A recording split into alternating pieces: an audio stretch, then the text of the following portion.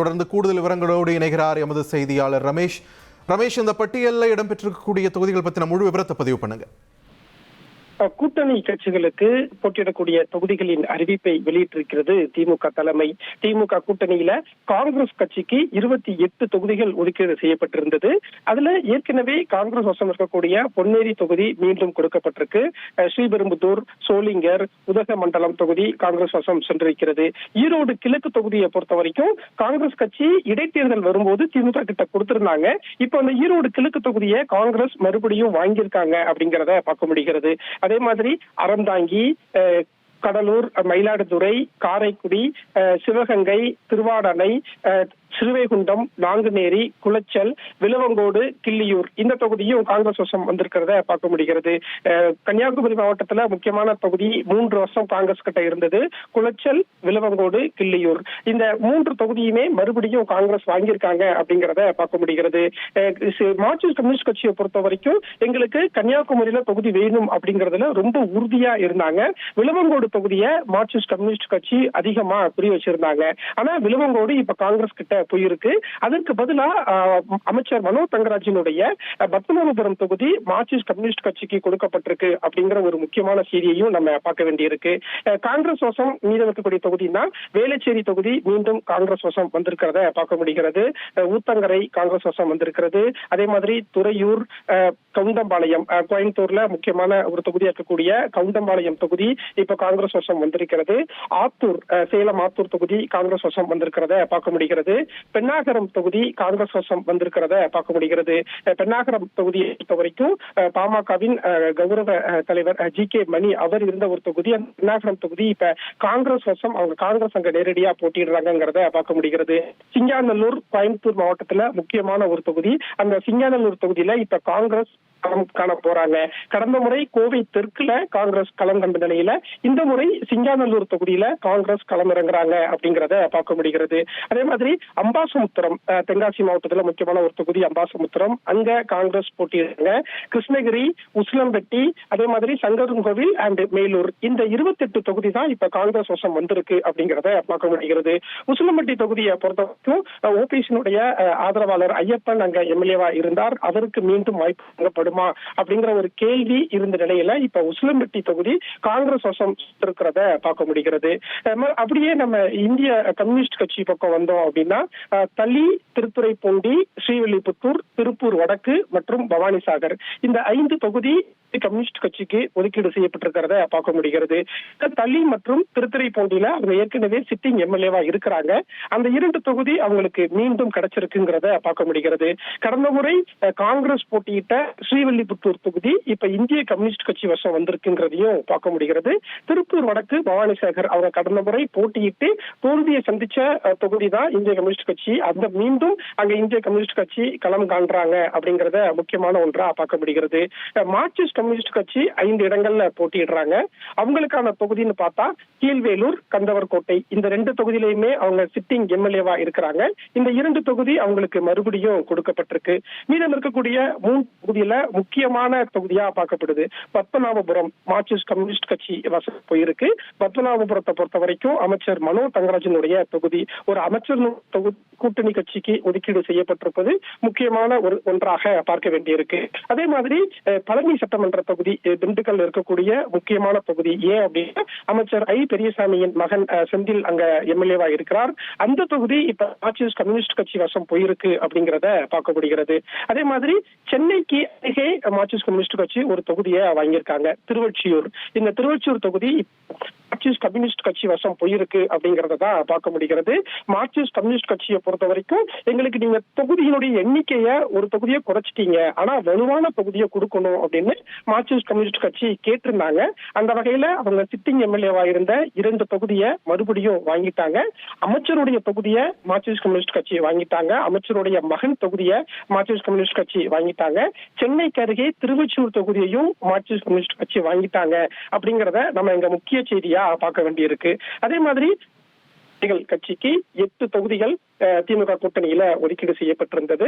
அதுல இப்ப காட்டுமன்னார் கோயில், செய்யூர் இது ஏற்கனவே விசிக சிட்டிங் எம்எல்ஏவா இருக்கக்கூடிய தொகுதி. அந்த தொகுதி மீண்டும் விசிக வசம் வந்திருக்கு. திருப்போரூர் விசிக தான் சிட்டிங் எம்எல்ஏ, அதை மறுபடியும் வாங்கியிருக்காங்க. அரக்கோணம் கடந்த முறை விசிக போட்டியிட்டு தோல்வியை சந்திச்ச ஒரு தொகுதி, மீண்டும் அந்த தொகுதி விசிக வசம் போயிருக்குங்கிறத பார்க்க முடிகிறது. பெரியகுளம், திண்டிவனம், கள்ளக்குறிச்சி, பன்ருட்டி இந்த தொகுதி இப்ப விசிகாவுக்கு புதிதாக கொடுக்கப்பட்டிருக்குங்கிறதையும் நம்ம இதுல முக்கிய செய்தியா பார்க்க வேண்டியிருக்கு. இதுல நம்ம விசிகாவை பொறுத்த வரைக்கும் 8 இடங்கள்ல அவங்க போட்டியிடுறாங்க அப்படிங்கறத நம்ம முக்கியமா நம்ம பார்த்திருந்தோம். அதுல பன்ருட்டி ஒரு பொது தொகுதி, அந்த பொது தொகுதியில இப்போ விசிகா களமிறங்க போறாங்க. திருப்போரூர் அதுவும் ஒரு பொது தொகுதி, அந்த திருப்போரூர் தொகுதியில விசிகா களமிறங்க போறாங்க. 6 தனி தொகுதி, 2 பொது தொகுதி அப்படின்னு விசிகா களமிறங்குறாங்க. அந்த 2 பொது தொகுதி, ஒன்று திருப்போரூர், இன்னொன்று பன்ருட்டி. பன்ருட்டியை பொறுத்த வரைக்கும் தமிழக வாழ்வுரிமை கட்சி தலைவர் வேல்முருகன் எம்எல்ஏவாக இருந்த தொகுதி. அவர் திமுக கூட்டணியில இருந்து வெளியேறிவிட்ட நிலையில இப்ப பன்ருட்டி தொகுதி விசிக வசம் சென்றிருக்கு அப்படிங்கிறதையும் நம்ம இந்த முக்கிய செய்தியா பார்க்க வேண்டியிருக்கு. அதே மாதிரி மதிமுக வசம் திமுக கூட்டணியில 4 இடங்கள் கொடுத்திருந்தாங்க. மதிமுகவை பொறுத்த வரைக்கும் கடந்த முறை 6 இடங்கள்ல உதயசூரியன் சின்னத்துல போட்டிட்டு இருந்தாங்க. இந்த முறை 3 இடங்கள்ல உதயசூரியன் சின்னத்திலையும், ஒரு இடத்துல அவங்க தனி சின்னத்திலையும் போட்டியிடுறாங்க. மொடக்குறிச்சி ஈரோட்டுல ஒரு முக்கியமான தொகுதி, அந்த மொடக்குறிச்சி தொகுதி இப்போ மதிமுக வசம் வந்திருக்கு அப்படிங்கிறத பார்க்க முடிகிறது. மதுரை தெற்கு இப்போ அங்க மதிமுக தான் சிட்டிங் எம்எல்ஏவா இருக்கிறாங்க. அந்த மதுரை தெற்கு தொகுதி இப்ப மதிமுக மறுபடியும் களம் இறங்குறாங்க அப்படிங்கிறத நாம ஒரு முக்கிய செய்தியா பார்க்க வேண்டியிருக்கு. கடையநல்லூர் தொகுதி மதிமுக வசம் சென்றிருக்கிறத பார்க்க முடிகிறது. கடையநல்லூர் தொகுதியை பொறுத்த வரைக்கும் இப்ப அங்க ஏடிஎம்கே சிட்டிங் எம்எல்ஏவா இருக்கிறாங்க. அந்த தொகுதி இப்ப மதிமுகவுக்கு வந்திருக்கு. சீர்காழி தனி தொகுதி மதிமுக போட்டியிடுறாங்க. மதிமுகவை பொறுத்த வரைக்கும் ஒரு இடத்துல தனி சின்னத்துல களமிறங்குறாங்க. அது எந்த தொகுதிங்கிற எதிர்பார்ப்பு இருந்த நிலையில சீர்காழி தொகுதியில தான் இப்ப மதிமுக தனி சின்னத்துல போட்டியிட போறாங்க அப்படிங்கிற முக்கிய செய்தியை நம்ம பார்த்துக்கிட்டு இருக்கோம். மதிமுகவை பொறுத்த வரைக்கும் மொடக்குறிச்சி, மதுரை தெற்கு, கடையநல்லூர், சீர்காழி இந்த 4 இடங்கள்ல போட்டியிடுறாங்க. மதிமுக ஏற்கனவே சிட்டிங் எம்எல்ஏ இருக்கக்கூடிய மதுரை தொகுதியை மட்டும் அவங்க மறுபடியும் வாங்கியிருக்காங்க அப்படிங்கிறத நம்ம முக்கிய செய்தியா பார்க்கிறோம். அதே மாதிரி தேமுதிகவை பொறுத்த வரைக்கும் திமுக கூட்டணியில முதல் முறையா வந்து 10 இடங்களை வாங்கியிருந்தாங்க. அவங்களுக்கான 10 தொகுதி என்ன அப்படிங்கிற அறிவிப்பு வெளியாகி இருக்கிறது. விருதாச்சலம், விருதுநகர், தருமபுரி, குடியாத்தம், சேலம் மேற்கு, போலூர், அதே மாதிரி பல்லாவரம், திருத்தணி, ஓமலூர் மற்றும் மயிலம் இந்த 10 தொகுதி தான் தேமுதிகவுக்கு ஒதுக்கீடு செய்யப்பட்டிருப்பதை பார்க்க முடிகிறது. விருதாச்சலம் தொகுதி அவங்க ரொம்பவே குறிவச்ச தொகுதி. காங்கிரஸ் கிட்ட அந்த விருதாச்சலம் தொகுதி இருந்தது. எப்படியாவது விருதாச்சலம் தொகுதியா வாங்கிடணும் அப்படின்னு தேமுதிக ரொம்ப உறுதியா இருந்தாங்க. இப்ப விருதாச்சலத்தை தேமுதிக வாங்கிட்டாங்க. தேமுதிகவின் பொதுச் செயலாளர் பிரேமலதா விஜயகாந்த் விருதாச்சலத்துல போட்டியிடுவார் அப்படின்னு தேமுதிக வட்டாரத்துல சொல்றாங்க. அதே மாதிரி விருதுநகர் இதுவும் தேமுதிக ரொம்ப குறிவச்ச ஒரு தொகுதி. ஏன் அப்படின்னா மறைந்த தேமுதிகவின் நிறுவன தலைவர் கேப்டனின் மகன் விஜய பிரபாகரன் கடந்த நாடாளுமன்ற தேர்தலில் விருதுநகர்ல நல்ல ஒரு ஓட் பேங்க் வாங்கியிருந்தாரு. இப்ப மறுபடியும் விஜய பிரபாகரனை அவங்க விருதுநகர்ல போட்டியிடுறதுக்கு தான் திட்டமிட்டு இருந்தாங்க. அதனால இப்ப விருதுநகர் தொகுதியையும் தேமுதிக வாங்கியிருக்காங்க அப்படிங்கிறத பார்க்க முடிகிறது. தர்மபுரியில எங்களுக்கு ஒரு தொகுதி வேணும்னு தேமுதிக கேட்டிருந்தாங்க. இப்ப தர்மபுரி தொகுதியே அந்த அவங்களுக்கு கிடைச்சிருக்கு அப்படிங்கிறத பார்க்க முடிகிறது. குடியாத்தம் தொகுதி தேமுதிகவுக்கு கிடைச்சிருக்கு. சேலம் மேற்கு தொகுதி தேமுதிகவுக்கு கிடைச்சிருக்கு.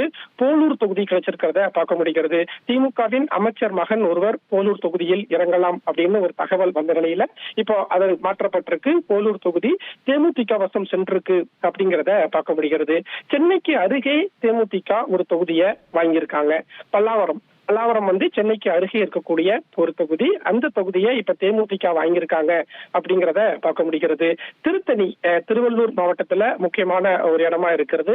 திருத்தணி முருகன் கோவில் இருக்கக்கூடிய அந்த திருத்தணி தொகுதியை இப்போ தேமுதிக வாங்கியிருக்காங்க அப்படிங்கிறதையும் நம்ம முக்கிய செய்தியா பார்க்கப்படுது. ஓமலூர் தொகுதி எங்களுக்கு வேணும் அப்படின்னு தேமுதிக ரொம்ப உறுதியா இருந்தாங்க. இப்ப அந்த ஓமலூர் தொகுதியும் தேமுதிக வசம் சென்றிருக்கிறத பார்க்க முடிகிறது. 10வது தொகுதியாக மயிலம் தொகுதி தேமுதிக வசம் சென்றிருக்கு. மயிலம் தொகுதியில தான் அதிமுகவின் முன்னாள் அமைச்சர் CV சண்முகம் களமிறங்குகிறார். CV சண்முகத்தை எதிர்த்து இப்ப தேமுதிக வேட்பாளர் அங்க களமிறங்க போகிறார் அப்படிங்கிறது நம்ம ஒரு முக்கிய செய்தியா பார்க்க வேண்டியிருக்கு. அதே மாதிரி இந்திய யூனியன் முஸ்லீம் லீக் 2 இடங்கள்ல ஏணி சின்னத்துல திமுக கூட்டணியில போட்டியிடுறாங்க. இந்திய யூனியன் முஸ்லீம் லீக்குக்கு பாபநாசம் மற்றும் வாணியம்பாடி இந்த 2 தொகுதியும் ஒதுக்கீடு செய்யப்பட்டிருப்பதை பார்க்க முடிகிறது. கடந்த முறை மனிதநேய மக்கள் கட்சியின் தலைவர் ஜவாஹிருல்லா MLA-வாக இருந்த பாபநாசம் தொகுதி இந்த முறை இந்திய யூனியன் முஸ்லீம் லீக்குக்கு சென்றிருக்கு அப்படிங்கிறத பார்க்க முடிகிறது.